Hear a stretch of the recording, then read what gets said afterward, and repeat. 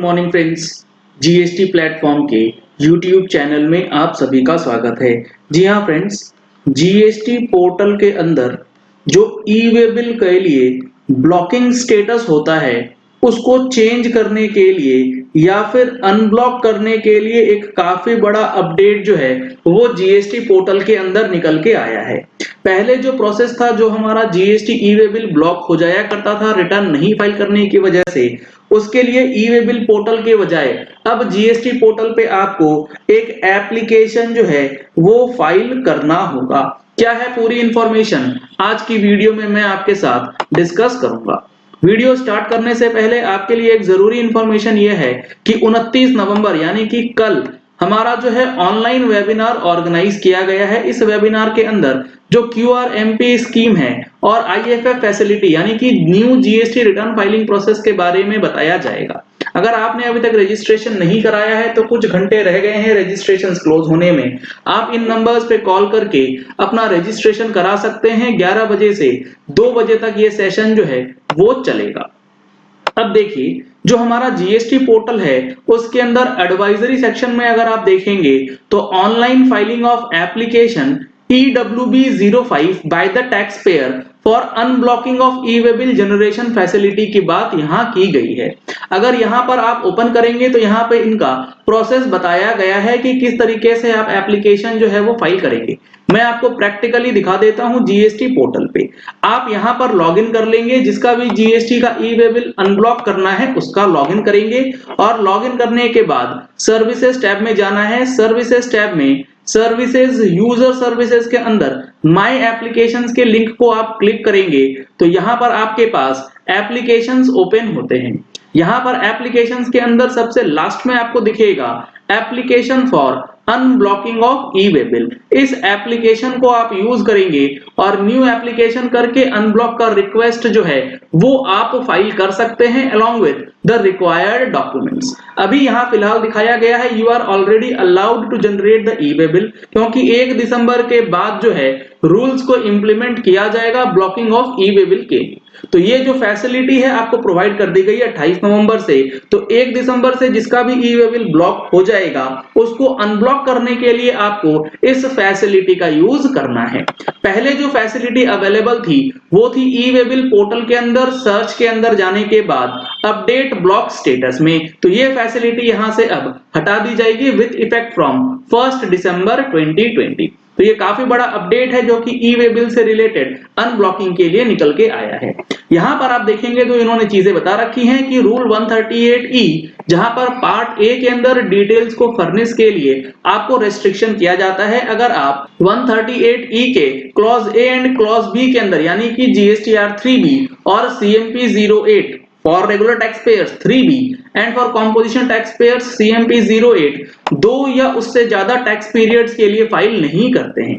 For unblocking of this facility, taxpayers need to apply to the jurisdictional officer in form GST EWB05। तो अब अगर आपका GST ई way bill block हो जाएगा तो उसे अनब्लॉक करने के लिए आपको क्या करना है? अनब्लॉक करने के लिए आपको एप्लीकेशन लगाना होगा जीएसटी EWB05 के अंदर, जहां पर जुरिस्डिक्शनल ऑफिसर के पास पावर आएगी कि वो आपका ई वे बिल जो है अनब्लॉक करे। पहले ये पोर्टल खुद ब खुद कर दिया करता था। तो अगर आपने रिटर्न नहीं फाइल किया है तो जल्द से जल्द फाइल कर लीजिएगा, अदरवाइज आपको दिक्कत आ सकती है। A facility has now been provided to the taxpayer on the GST portal जो मैंने आपको दिखाया from 28th November to file an application online for unblocking of e-way bill in EWB05। ये जो फैसिलिटी है इस फॉर्म का नंबर है EWB05 for unblocking of e-way bill in case their e-way bill generation facility has been blocked। So far the taxpayers were applying to the tax officials via manual applications। अभी तक manual application जो है वो tax officers को file करी जाती थी, वो खत्म हो जाएगा।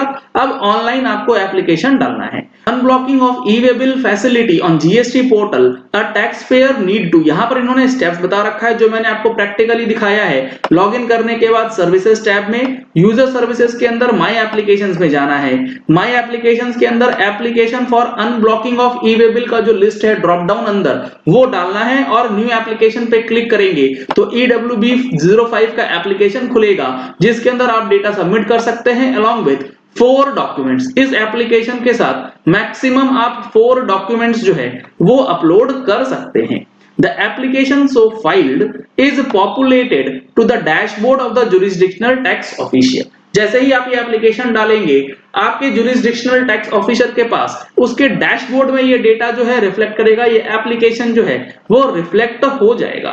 The tax official can issue a notice for personal hearing to the taxpayer, then the taxpayer can file their reply to the notice online along with the supporting documents। जब आप इस एप्लीकेशन को फाइल करेंगे, उस application को file करने के बाद पर्सनल हियरिंग के लिए आपको नोटिस दिया जा सकता है और उस नोटिस का रिप्लाई आप ऑनलाइन दे सकते हैं और उस नोटिस में जो चीज मांगी गई होगी वो नोटिस का रिप्लाई देते हुए आपको जवाब देना है ऑनलाइन। अब यहाँ पे एक चीज ये हो सकती है जो कि आपको ध्यान रखना है, अगर आपका GSTR 3B उसके नॉन फाइलिंग की वजह से ई-वे बिल ब्लॉक हुआ है और अब आप उसे अनब्लॉक करना चाहते हैं, तो अनब्लॉक करने के लिए आपको 3B का टैक्स जो है वो भरना होगा और ये डिलेड पेमेंट अगर होगा तो इंटरेस्ट का डिमांड जो है वो किया जा सकता है before the unblocking of e-way bill. तो ये एक परेशानी आपके लिए आ सकती है अगर आपने इंटरेस्ट जमा नहीं किया।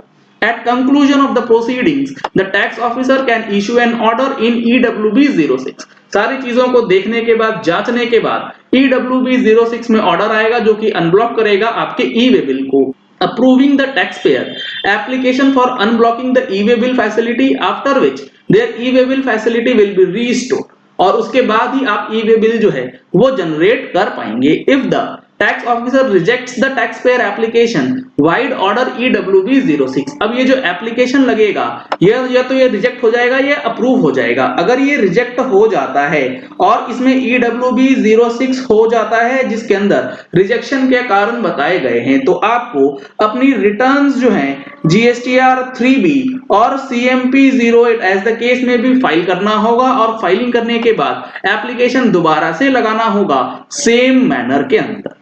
Notice and order issued by the tax officer will be sent via SMS and mail to the taxpayer which will be made available on the taxpayer dashboard। जो नोटिस आएगा वो आपको additional notice and additional order के section में दिखाया जाएगा, वहां पर जाकर के आपको चेक करना है। कहां पे दिखाया जाएगा, तो यहां पर आप देखेंगे सर्विसेज के अंदर user services, view additional notices and additional orders. तो ये काफी बड़ा अपडेट है जो कि जीएसटी पोर्टल के अंदर लागू कर दिया जाएगा 1 दिसंबर 2020 से, क्योंकि यहां पर ई-वे-बिल ब्लॉकिंग का जो कॉन्सेप्ट है 1 दिसंबर से लगने वाला है।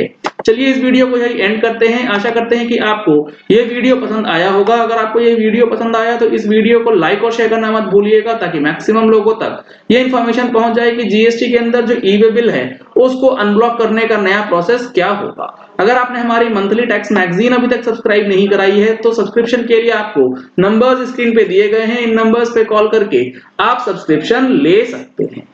अगर आपने हमारे चैनल पे फर्स्ट टाइम ट्यून इन किया है तो चैनल को सब्सक्राइब करने के लिए नीचे दिया गया रेड कलर का सब्सक्राइब बटन प्रेस कर लीजिएगा, साथ में जो बेल आइकन है उसे प्रेस कर लीजिएगा ताकि वीडियोस की नोटिफिकेशंस आप तक रेगुलरली पहुंचती रहें। Thank you and have a nice day.